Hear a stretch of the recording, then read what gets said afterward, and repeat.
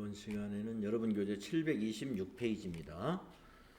TAT 2급 최신기출문제 제43회의 이론평가 문제를 같이 풀어보겠습니다. 1번 다음에서 설명하고 있는 기업 내 제도는 무엇인가? 재고자산이 보관되어 있는 창고에 대한 물리적인 접근을 통제하고 주기적으로 재고실사를 수행한다. 내부 회계관리제도에 그런 게 있죠? 내부 회계관리제도에 자산보호 기능을 말하는 겁니다. 일정 금액 이상의 지출에 대하여 회계 담당자와 준법 감시인의 승인을 받도록 한다. 내부 고발제도 및 내부 고발자 보호 프로그램을 운영한다. 이거 우리가 내부 관리제도 중에서 내부 회계관리제도에 관한 사항이죠. 4번입니다.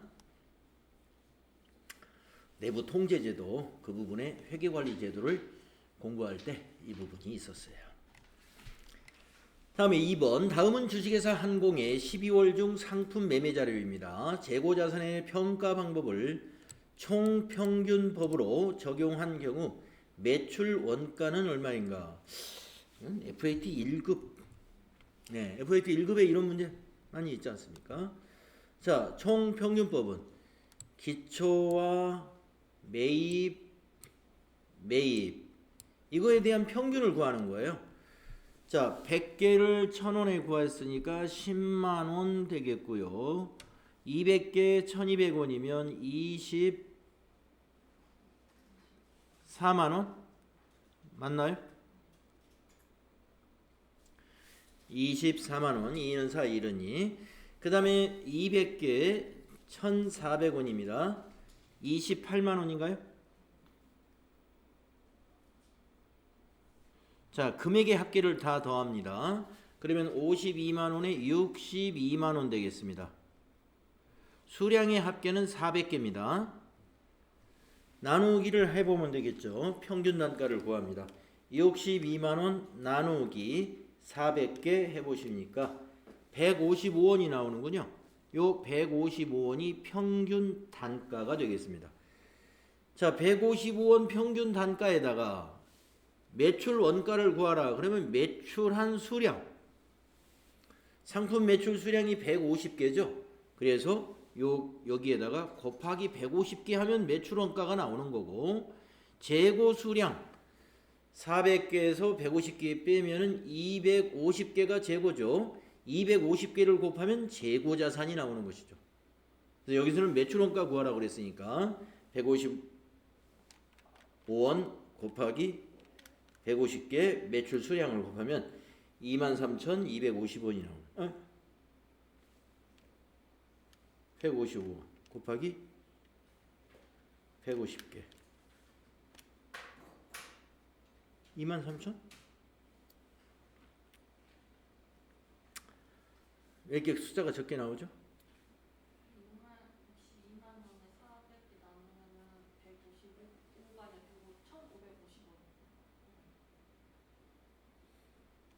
아, 155원이 아니라 동그라미 하나를 빼먹었나요?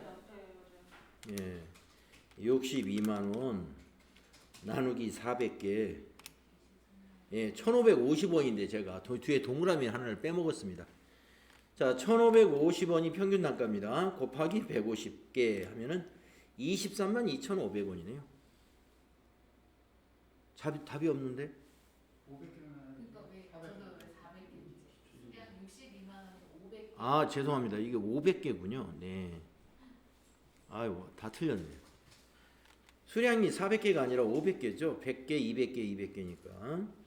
예, 62만원 나누기 다시 500개에서 평균 단가를 다시 구합니다. 1240원입니다. 1240원에다가 곱하기 150개 해주세요. 예, 186,000원이네요. 186,000원. 예. 네, 수량에서 제가 착오를 일으켰고요. 그래서 평균 단가가 잘못 나왔었습니다. 자, 그래서 3번이 답이 된다. 다음 3번 문제는 다음 자료는 특정 무형자산과 관련하여 지출한 금액입니다. 이를 토대로 무형자산의 취득원가를 구하면 얼마입니까? 이랬습니다. 무형자산의 취득원가다. 그러면 우리 유형자산의 취득원가하고 별반 다를 게 없겠죠? 취득과 관련된 모든 비용 다 더해주면 되겠습니다.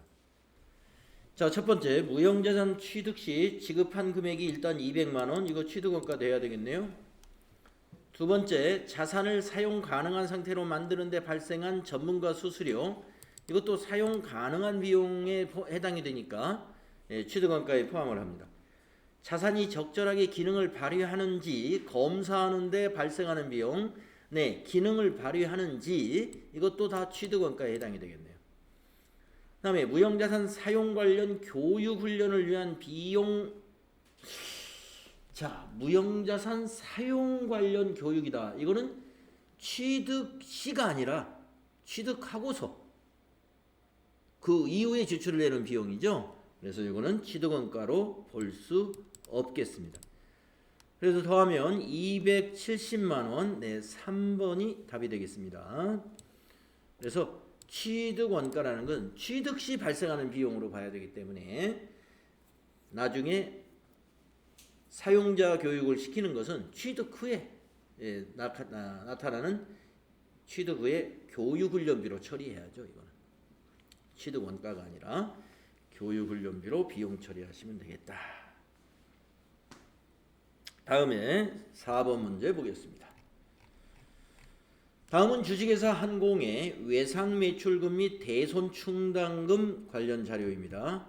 기말 결산분계로 오른 것은, 자, 쭉 상황 파악을 해봐야 되겠죠. 21년 기초 재무상태표의 외상매출금은 2억 5천만 원이고 대손충당금이 250만 원, 10%, 1%를 설정해 놨군요. 전기에. 그러니까 단기의 기초는 전기의 기말과 같은 거니까 전기 결산 때 이렇게 1%의 대손충당금을 설정했구나 라는 걸 우리가 알 수 있고요. 다음에 21년 중 외상매출금 발생액이 5천만 원이고요. 외상매출금 중에서 8천만 원이 현금으로 회수되었습니다. 그러면은 지금 3억에서 8천이 회수돼 가지고 현재는 2억 2천만 원, 매출채권이 2억 2천만 원이겠네요. 자, 2021년 중 대손 처리된 외상매출금은 300만 원이 있습니다. 자, 2억 2천만 원의 외상매출금 중에서 300만 원은 또 못 받게 됐어요. 그러면 2억 1,700만 원이 되겠네요. 외상매출금은. 자, 주식회사 한공은 외상매출금 잔액의 1%를 대손으로 추정한답니다. 자, 그러면은 이 2억 1,700만 원의 1%는 217만 원이 되겠는데 지금 현재 대손충당금이 얼마 남아 있는가 봐야 되겠네요. 자, 250만 원이 있었는데 요 300만 원이 어떻게 됐어요? 외상매출금 대손 처리하면서 250만 원 대손충당금이 제로가 됐겠네요. 그렇기 때문에 요만큼을 모두 설정해야 되겠죠. 요 250만 원 없어져 버렸으니까 요거 이 분계에서 차변의 대손충당금 250, 차변의 대손상각비 50만 원, 그리고 대변의 외상매출금 300. 요 분계가 그렇게 되죠. 그러니까 없어졌습니다. 이게. 그래서 이 외상매출금 잔액이 1%는 217만 원이니까 답은 2번이죠. 차변의 대손상각비 217만 원, 대변의 대손충당금 217만 원. 이렇게 결산분계를 하게 된다. 자, 다음은 5번 문제 볼게요. 다음은 주식회사 한공의 사채 발행 관련 자료이다. 2021년 손익계산서에 계상될 이자 비용은 얼마냐 이랬습니다. 자, 2021년도에 손익계산서에 계상될 이자 비용은 유효이자율법으로 하면 돼요. 어떻게 하죠? 기초장부금액, 사채의 기초장부금액에다가 곱하기 유효이자율을 하면 그게 이자 비용입니다. 자, 2021년 1월 1일 날 사채 1,000만 원을 매년 말 이자 지급 만기 3년의 조건으로 요 금액으로 할인 발행을 했습니다. 그러면 장부 금액이 지금 이 금액입니다.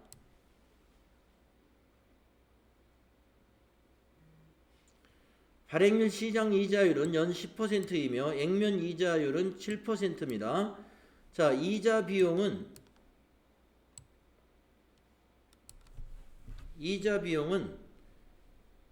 저기 유효 이자율법을 쓰죠. 유효 이자율이 뭐예요? 발행 시 시장 이자율에 해당이 됩니다. 발행 시 시장 이자율. 그래서 9049,000 여기에 10%니까 9049,000이 되겠네요. 90만 4,900원. 답은 3번이다 하는 겁니다.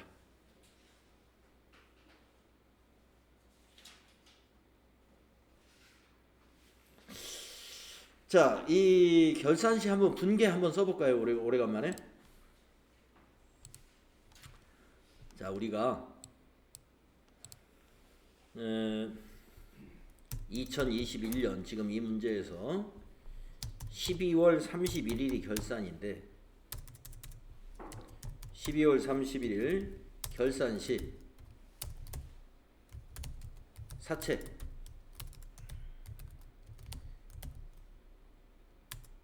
이자 지급 및 사채 할인 발행 차금 상각에 대한 회계 처리 해야 되잖아요.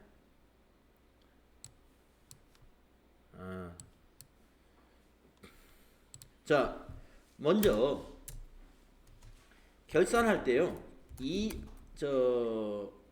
이자 비용을 인식하는 방법은 사채의 기초 장부 금액 곱하기 유효 이자율입니다. 유효 이자율은 발행 시 시장 이자율을 말해요. 네. 자, 이자 비용 인식은 이렇게 하고 그 다음에 또 우리가 뭐를 알아야 돼요? 이 분계를 하려면 현금으로 지급되는 이자를 계산할 줄 알아야 돼요. 현금으로 지급되는 이자는 어떻게 계산합니까? 액면 금액 곱하기 액면 이자율로 계산을 해야 됩니다. 그 다음에 또 뭐를 알아야 돼요? 사채 할인 발행 차금 상가액을 알아야죠. 사채 할인 발행 차금 상가액은 어떻게 계산하냐면은 이자 비용 빼기 현금 지급 이자 그 차액만큼이 사채 할인 발행 차금을 상각해 주는 것입니다. 예. 우리가 이 문제를 이렇게 분계하라는 문제를 별로 만나진 않았었는데 지금 이건 분계하라는 문제는 아니에요. 이것만 구하라 그랬어요. 이자 비용을 얼마 인식하느냐. 예, 이것만 구하라. 그러니까 우리가 지금 1차 년도잖아요. 우리가 3년 조건으로 이걸 그 상각을 하게 되는데 1차 년도니까 1차 년도의 사채의 장부 금액은 요 발행 금액하고 똑같아요. 9049,000. 그래서 발행 금액, 사채의 기초 장부 금액 곱하기 유효 이자를 하게 되는 거예요. 자, 그러면 분계를 한번 써보겠습니다. 어떻게 분계가 일어나냐면 12월 31일자에 이런 분계를 합니다. 차변의 이자 비용. 자, 사채의 기초 장부 금액의 유효 이자율 10%를 곱하면 아까 여기 보기 3번에 있는 9049,000이에요. 자, 대변에 자, 이자를 현금으로 지급했다고 가정을 해보겠습니다. 이자를 현금으로 지급했다고 가정을 해보면 액면가가 1,000만 원이고 여기 액면 이자율이 7%예요. 그러면 1,000만 원의 7%는 얼마인가요? 70만 원이죠. 네, 70만 원. 자, 지금 약 20만 원의 차이가 나지 않습니까? 그것을 대변에 사채, 할인, 발행, 차금으로 기록합니다. 이걸 사채 할인 발행 차금의 상각이라고 표현을 하죠. 204,900이 되겠습니다. 이렇게 하면 12월 31일 사채 할인 발행 차금 상각에 관련된 분계를 하게 되는 것이죠. 회계 처리. 그래서 이 5번 문제를 조금 더 다른 각도로 물어볼 때는요. 지금은 이자 비용을 물어보는 문제를 냈잖아요. 2021년도 손익계산서에서 계상될 이자 비용이 얼마냐 하면은 이게 답이 되는 거고. 만약에 2021년도 사채권자에게 현금으로 지급되는 이자는 얼마냐 이런 문제를 낼 수도 있죠. 그럴 때는 액면가에다가 액면 이자율 곱해가지고 답을 찾으면 돼요. 요거. 또 조금 더 어렵게 내려면은 2021년도 결산 시 사채 할인 발행 차금의 상각액은 얼마냐 이렇게 문제를 낼 수도 있습니다. 그러면 이자 비용 계산하고 현금 지급되는 거 계산해 가지고 빼기 한번 해줘야 돼요.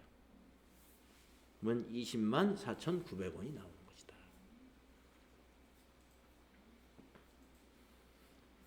네.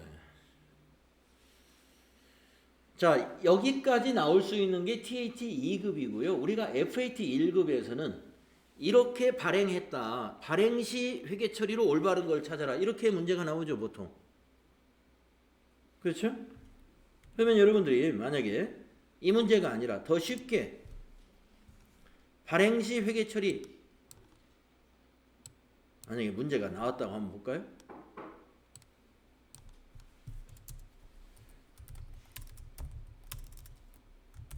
네. 지금 순서는 뒤바뀌었어요. 이게 나중에 하는 겁니다. 근데 이제 발행 시점, 발행 시 회계 처리를 한번 생각해 보자. 발행 시 회계 처리는 어떻게 됐을까? 자, 1월 1일 날 발행했죠? 1월 1일 날 차변에 현금 발행을 했다고 보겠습니다. 현금 발행. 그래서 차변에 현금이 얼마가 들어왔을까요? 9,049,000원이 들어온 겁니다. 904만 9천 원이. 대변에 회사는 사채라고 하는 부채를 지게 되죠. 사채권을 발행하기 때문에 사채는 언제나 액면가로 기록을 합니다. 1,000만 원 부채 증가고요.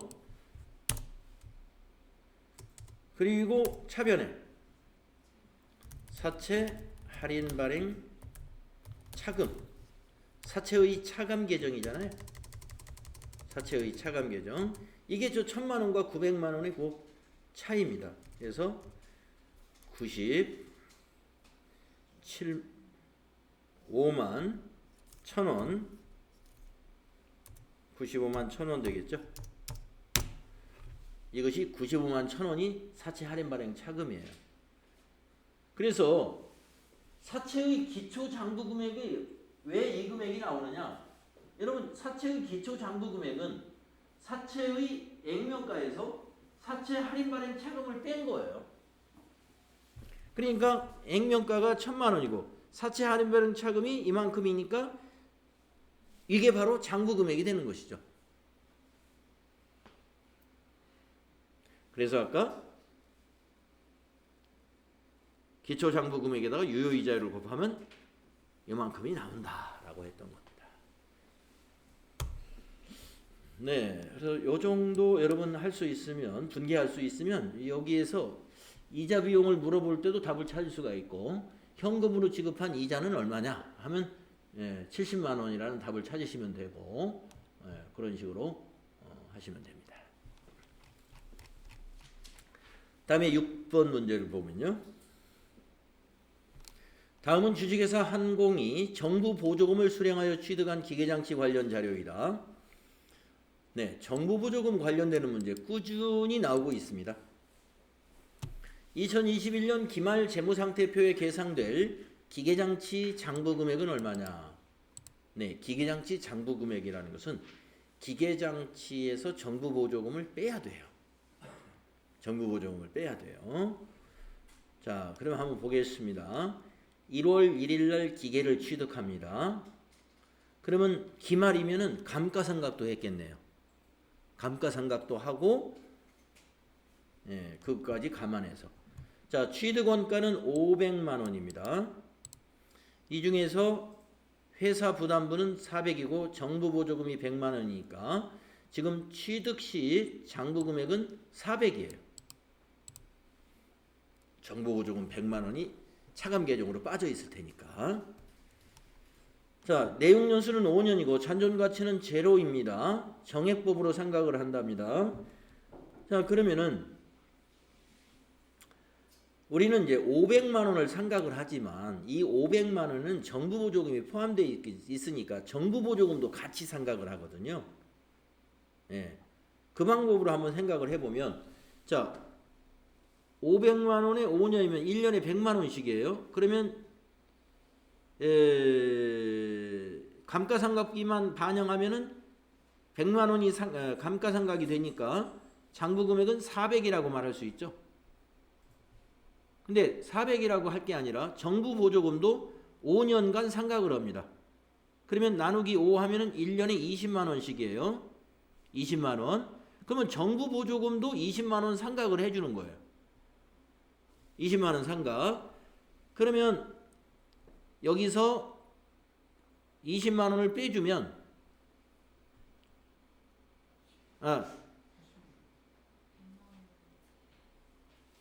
자, 분개로 한번 표현을 해볼게요. 그러니까 요거는 400만 원을 5로 나누면 돼요. 왜냐하면 정부 보조금은 별도로 생각하시면 되니까 결국에 우리 것만 회사의 장부 금액만 감가상각을 한다고 생각하시면 장부 금액이 제대로 나옵니다. 그래서 1년에 80만 원씩 상각을 하는 거죠. 그러면 답은 2번이에요. 답은 2번. 계산은 그렇게 하시면 돼. 그런데 정부 보조금 빼고 우리 회사의 장부 금액을 내용 연수로 나눠버리면 돼요. 내용 연수로 나누면 320만 원이 장부 금액이다라는 게 나오는데 이걸 분개로 쓰면은요 어떻게 되느냐 하면은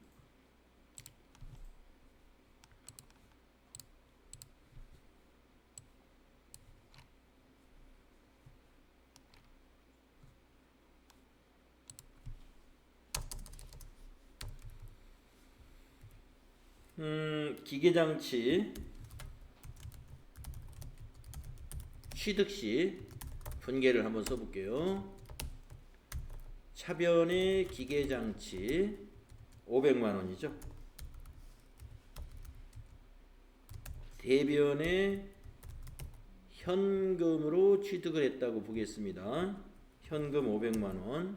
뭐 보통예금으로 해보겠습니다. 보통예금으로 지급을 했어요. 500만 원. 그리고 차변에 정부 보조금 보통예금의 차감 계정에서 100만 원이 상계 처리되고 대신에 기계장치의 차감 계정 정부 보조금이 차감 계정으로 또 하나 생기게 됩니다. 그래서 요 시점에서 취득 시 장부 금액이 얼마냐 하면은 500만 원 빼기 여기 정부 보조금 100만 원 이렇게 빠져서 아까 400이라고 했던 거예요. 자, 그러면 취득 시 장부 금액은 400만 원이었습니다. 이 분계에 의해서. 그러면 결산시 기말 결산시 회계 처리를 한번 해볼까요? 장부 금액이 어떻게 변하느냐 하면은 차변의 감가상각비 기말 결산할 때는 감가상각을 하는 거니까요. 자, 500만 원을 5로 나눠서 100만 원 감가상각이 일어나죠. 대변은 감가상각 누계액입니다.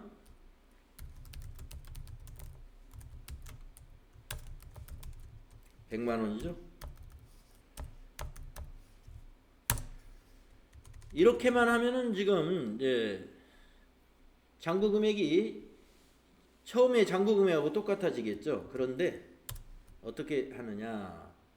정부 보조금도 같이 상각을 합니다. 얼마를 상각하냐면 100만 원을 5로 나누면 20만 원. 1년에 20만 원씩. 대신에 감가상각비 에서 빼줘요. 우리 회사의 비용이 아니니까. 자, 그러면은 우리가 100만 원이 어떻게 됐습니까? 100만 원만큼 차감 계정, 기계의 차감 계정에서 빠졌죠. 그러면 400만 원에서 100만 원 빼면 300만 원이 됐잖아요. 300만 원. 그런데 여기서 정부 보조금 20만 원을 또 차감시켜줬죠. 그러면 다시 더해줘야죠. 20만 원. 그래서 320만 원이다 하는 것입니다. 분계로 표현하면 이렇게 되는 거예요. 자, 감가상각 누계액이 뭐냐면은 이 기계장치의 차감 계정이란 말이에요. 그래서 결산시 회계 처리에 의해서 500에서 100만 원이 아니 500이 아니라 요 취득시 장부 금액이 400인데 거기서 100만 원이 또 줄어들었어요. 감가상각 때문에. 그런데 이 정부 보조금이 이때는 100만 원이 존재했을 때 400만 원이었단 말이에요.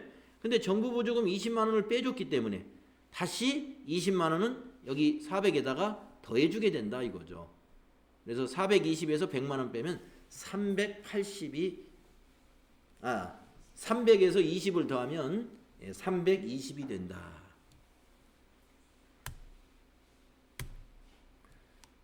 그래서 320인 거고요. 그냥 그 분계를 생각하지 않고 할 때는 취득시 장부 금액을 내용연수로 나눠주면 되겠습니다.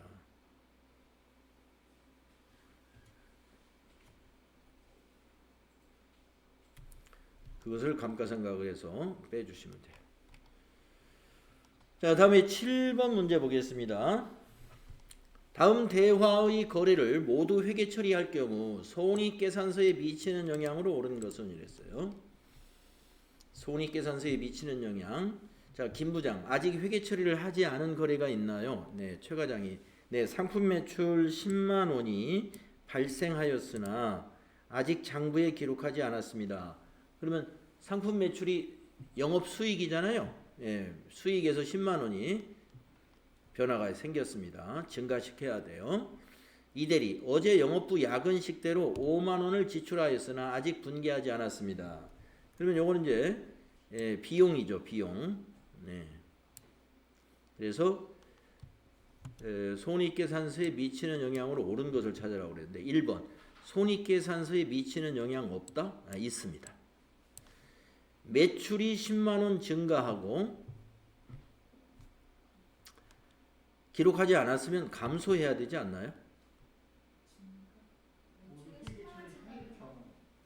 할 경우. 네, 할 경우군요. 네, 매출이 10만 원 증가하죠. 영업이익이 10만 원 증가한다. 영업이익이라는 건 매출액이 증가하면 10만 원 증가하는데 여기 지금 요 5만 원이 있기 때문에 판매관리비 5만 원이 비용 발생을 하니까 5만 원만큼만 증가하겠죠. 수익에서 영업이익에서 10만 원 증가했고 또 판매관리비가 5만 원 증가했기 때문에 10만 원 증가가 아니라 5만 원 증가하겠습니다. 틀렸고 영업이익 10만 원 증가 아니고요. 영업이익은 5만 원 증가합니다. 자, 매출이 10만 원 증가하고요. 예, 맞았죠? 그다음에 당기순이익 5만 원. 예, 맞았습니다. 그래서 답은 4번이 되겠습니다. 영업이익이 5만 원 증가하면 당기순이익도 5만 원 증가하는 거니까요. 그래서 답이 4번이다. 다음에 8번 문제 보겠습니다. 다음은 주식회사 한공의 회계 처리 오류 사항이다. 오류 사항 반영 전에 당기 순이익이 2천만 원일 경우 오류 사항을 반영한 후에 당기 순이익은 얼마인가 이랬습니다. 자, 현재 지금 2천만 원이니까 이것도 플러스 마이너스 해보면 되겠죠. 분계를 하면서 써가면서 한번 해 보여드린다면은, 자, 첫 번째 분계는 임차료 미경과분, 기간 미경과분 60만 원을 누락시켰다고 했습니다. 그러면 여러분 임차료는 비용이죠. 예, 그러니까 임차료가 선지급된 거예요. 그래서 비용이 선지급됐기 때문에 차변에 선급비용 60만 원 자산 증가시켜야 되고요. 대변에 임차료 60만 원 비용을 취소시켜야 됩니다. 그래서 요거는 뭐 자산 증가는 우리 당기순이익에 영향이 없으니까 영향이 있는 것만 보면 비용 취소가 영향이 있죠. 비용을 60만 원 취소시키게 되면은 당기순이익은 증가하게 됩니다. 예, 이익은 증가하게 되죠. 60만 원은 증가다. 그 다음 두 번째 거 보겠습니다. 대여금에 대한 이자 미수분 20만 원 계상을 누락했다고 했습니다. 자, 대여금에 대한 이자다 그러면 이자 비용이지 않습니까? 이 대여금은 이자 수익이지 않습니까? 이자 수익. 이자 수익 미수분이 있다는 거예요. 기간이 경과한 거. 그러면 차변에 이자 수익을 발생시켰는데 못 받았기 때문에 미수 수익이 되죠. 미수 수익 20만 원 자산 증가가 됩니다. 대변에는 이자 수익 20만 원 수익을 발생시켜야 돼요. 이 수익 발생도 위에 있는 것과 마찬가지로 수익이 발생됐으니까 이익이 증가하는 것이죠. 그래서 이것도 더해주면 되겠습니다. 다음에 세 번째 거 보겠습니다. 12월 급여 미지급분 10만 원 계상을 누락했습니다. 그러면 차변에 급여라는 비용을 발생시켜야죠. 네. 그리고 대변은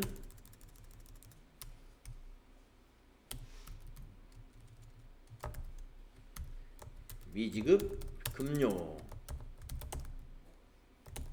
예, 또는 뭐 미지급 비용 해도 좋습니다. 그래서 이거는 부채가 되고요.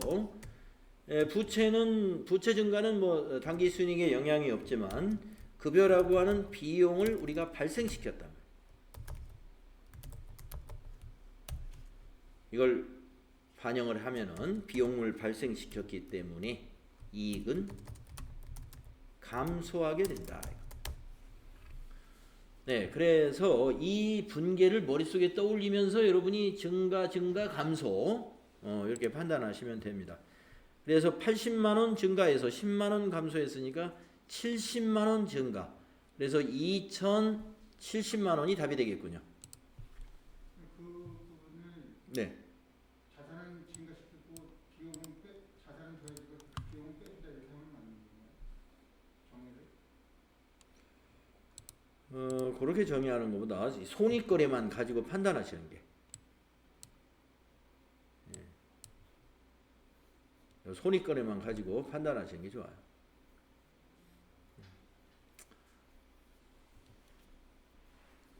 그래서 이것 때문에 하는 거죠. 영향은 직접적인 영향은 임차료 비용 취소시킨 거, 이자 수익 발생시킨 거, 그렇게 판단하셔야죠. 지금 자산 요거는 증가고 그러면 이건 부채죠. 부채. 부채는 빼준다. 뭐 여기에서는 그것도 적용이 됩니다. 그런데 여기서는 우리가 당기순이익에 영향이 있다 하는 것은 손익 계정만 가지고 판단하시는 거죠. 요것만 가지고 판단해야 돼요. 수익과 비용만 가지고. 자, 9번 문제부터 이제 부가가치세 문제인데요.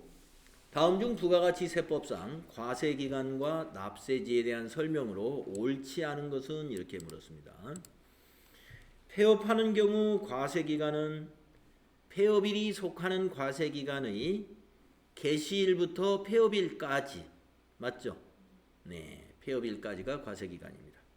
다음 2번 제조업의 경우 따로 제품의 포장만을 하는 장소도 사업장으로 본다.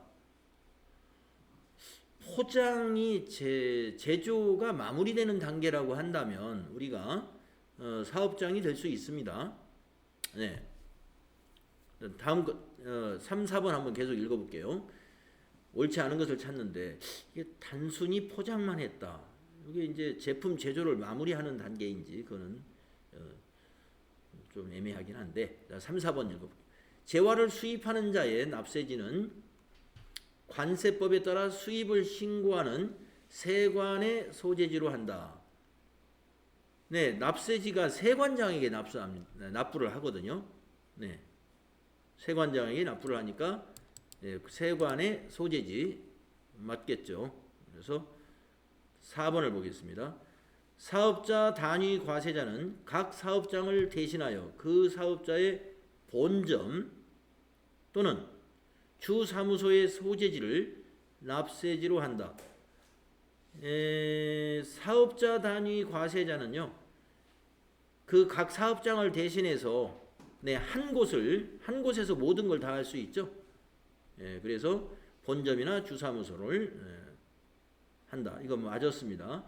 그러면은 옳지 않은 것이 2번이겠네요. 그렇죠? 네. 9번이 2번이 지금 3, 4번이 다 맞았기 때문에 2번이 틀리다라고 보여지는데 한번 여러분 답지 어디로 돼 있어요? 네, 2번이죠. 포장만 하는 곳은 우리가 사업장으로 보지 아니한다. 그래서 우리가 제조업의 경우는요, 제품이 완성되는 장소를 사업장으로 보기 때문에 포장만 하는 것은 우리가 제품을 완성하는 작업으로는 보지 않는다. 그래서 옳지 않은 것은 이 부분이 되겠습니다. 2번이에요. 자, 3, 4번 읽어보니까 다 맞았단 말이에요. 자, 우리가 이제 교재에서 본문에 이런 부분까지 디테일하게 나오지는 않았죠. 뭐 포장만 하는 장소를 제품이 완성되는 장소로 보느냐 마느냐 하는 것은 이게 문제를 풀면서 우리가 알아나가면 되겠습니다. 다음에 10번. 다음은 의류 제조업을 영위하는 주식회사 한공의 2021년 제2기 확정 신고 기간의 거래 내역이다.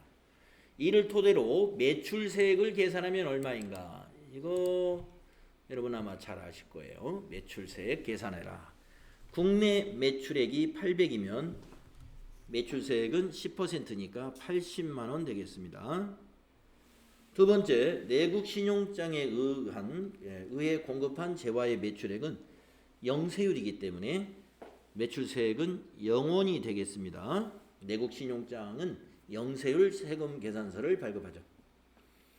세 번째, 거래처에 무상 제공한 견본품이다. 견본품의 경우는 공급으로 보지 않죠. 역시 공급으로 보지 않으니까 이거는 세금이 없는 것이죠. 다음, 거래처에 제공한 판매 장려품의 원가는 120인데 시가가 200입니다. 자, 거래처에 판매 장려품으로 준 것은 사업상 지응여에 해당이 됩니다. 그것은 시가로 과세를 하기 때문에 매출세액은 20만 원이 되겠네요. 그래서 80만 원과 20만 원을 더한 게 답이 되니까 2번이 답이 되겠습니다. 매출세액은 100만 원이다.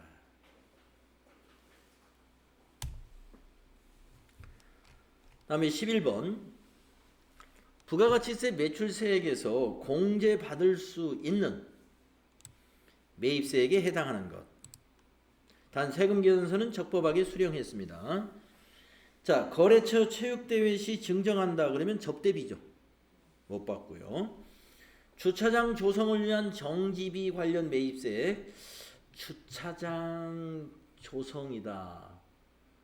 이게 토지 관련 비용일까요? 한번 또 넘어가서요. 예. 당해 과세 이거는 이거는 아까 안 된다고 그랬고.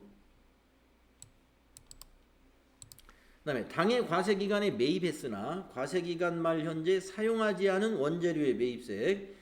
우리가 그 사용을 했든 안 했든 네, 사용한 거하고 관련이 없죠. 예, 그래서 당해과세 기간에 매입을 했으면 매입세 공제 받는 겁니다. 그래서 과세기간 말 현재 사용하지 않은 매입세액은 사용하지 않았다고 해서 매입세 공제 못 받는 게 아니니까 이거 매입세 공제 받는 거죠. 예. 그래서 공제 받을 수 있는 것은 3번이 되겠네요. 그러면 주차장 조성 관련 정지비는 토지 관련 비용으로 본다는 거죠. 토지 관련된 거로. 그래서 이거 공제받을 수 없다. 그다음에 업무용 승용차 관련 수선비, 예, 여러분 3000cc니까 공제받을 수 없다. 11번은 3번이 답이 되겠네요. 자, 다음에 12번 다음 중 소득세법상 과세 대상 근로소득에 해당하는 것은 자, 1번 법인세법에 따라서 상여로 처분된 금액이다. 상여가 근로소득이죠. 네. 그래서 과세대상 근로소득에 해당하는 거 1번이 되겠네요. 상여로 처분된 금액. 그래서 1번입니다. 자, 2, 3, 4는 근로소득으로 보지 않는 거니까 한번 읽어보겠습니다. 대학에 재학하는 대학생이 근로의 대가로 지급받는 교육기본법에 따르는 장학금. 네. 근로의 대가로 지급받는 교육기본법에 따른 근로장학금을 말하는 거죠, 이게. 예. 그래서 근로장학금은 비과세. 그다음에 6세 이하 자녀 보육과 관련하여 받는 급여로서 월 10만 원 이하의 예, 요거 비과세 항목이죠. 또 건강보험법에 따라 사용자가 부담하는 부담금, 네, 사용자 부담분을 우리가 예, 근로소득으로 보지 않죠. 네, 그래서 1번이 되겠습니다. 다음 13번. 다음은 근로소득자 김진주 씨 여성이고요. 2021년 12월 31일 현재 생계를 같이 하는 부양가족 현황입니다. 김진주 씨가 연말정산 시에 적용받을 수 있는 인적공제액을 계산하면 얼마냐? 막 이런 문제 아주 옛날부터 잘 나왔어요. 네. 그래서 얼마 전에 여러분들 근로소득 평가 문제에도 제가 이 관련된 문제를 여러 개를 한 2개 정도를 냈었는데, 자, 그러면 인적공제를 따질 때는요, 우선 기본공제를 먼저 따져보세요. 기본공제는 1인당 150이니까 인원수를 먼저 셉니다. 자, 본인 되고요. 자, 배우자가 사업소득 금액이 있는데 100만 원이니까 가능하죠. 두 사람. 동생 31세인데 총급여가 1000만 원인데 장애인이지만 총급여 때문에 안 되죠. 총급여 500만 원까지는 괜찮죠? 네, 기본공제 대상자가 아니고. 자녀 9살 소득 없습니다. 그래서 3명이죠. 그러면 3 곱하기 150만 원 하면은 450만 원 되겠습니다. 기본공제 450에다가 그 다음에 이제 추가공제 따지는 겁니다. 자, 김진주가 아까 여성이라고 그랬습니다. 여성. 그리고 소득 내역이 2천만 원, 3천만 원 이하니까 배우자가 있는 여성이니까 부녀자 세액공제, 아니 부녀자 추가공제 50만 원 있겠네요. 그 다음에 배우자는 없죠. 네. 자, 동생은 장애인이지만 기본공제 대상자가 아니기 때문에 추가공제가 없고요.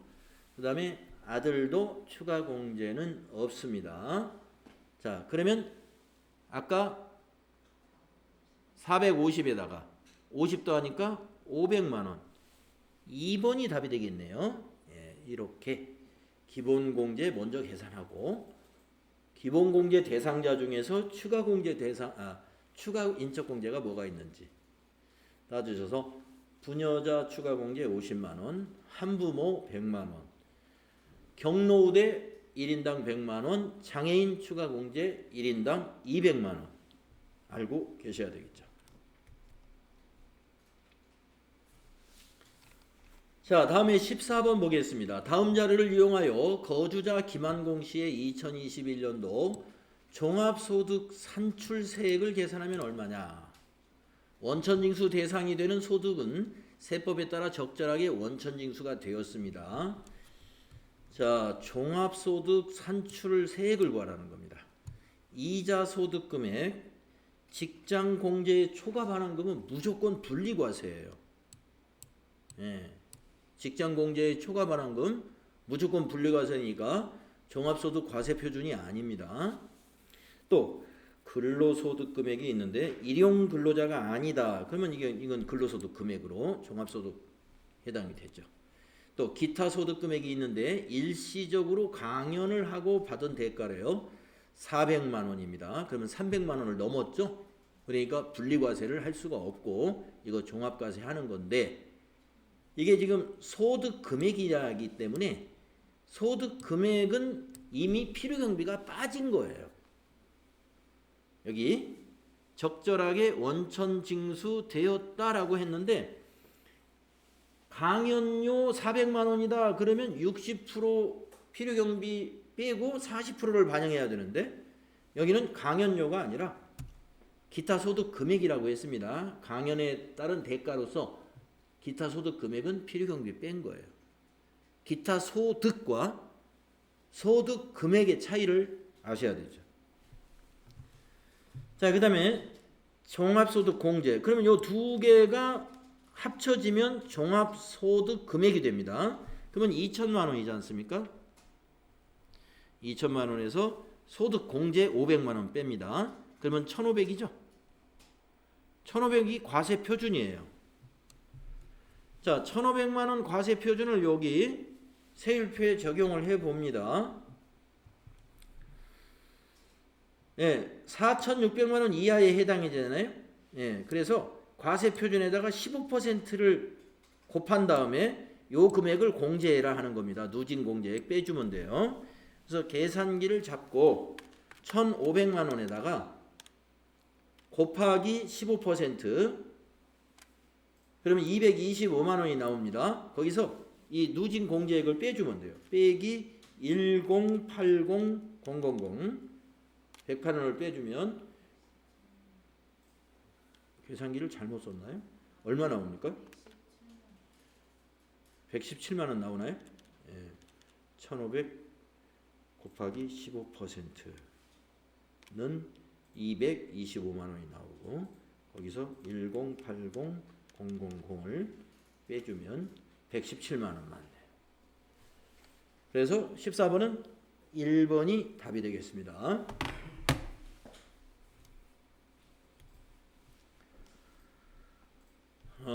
그래서 이제 이 문제에서는 이 직장공제 초과 반환금이라고 하는 이자 소득이 무조건 분리과세라는 것을 기억하시고 있어야 돼요.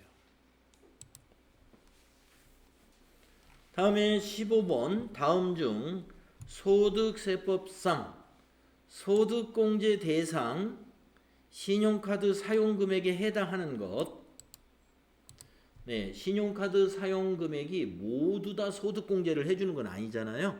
예, 그래서 이 중에 안 되는 것이 많이 있는 모양입니다. 취학 전 아동의 학원 수강료는 교육비 공제도 해주고 교육비 세액 공제도 해주고 예, 신용카드 소득 공제도 해준다고 그랬습니다. 그럼 답이 1번이네요. 자, 2번 국세 납부하는 거 이거는 네, 소득 여기 신용카드 사용금액으로 입력하면 안 되죠. 월세 세액공제로 받은 월세액은 월세만 반영해줘요. 예.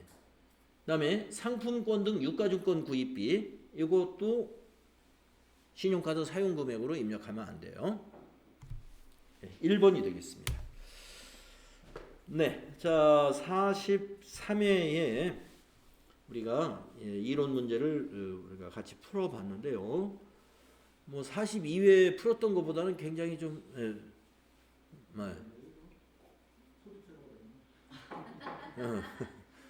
굉장히 우리 저 42회 앞에서 풀 때는 재무회계에서 뭐 아주 묘한 문제들이 좀 있어가지고 많이 당황했었는데 뭐 여기 재무회계가 아주 순한 문제를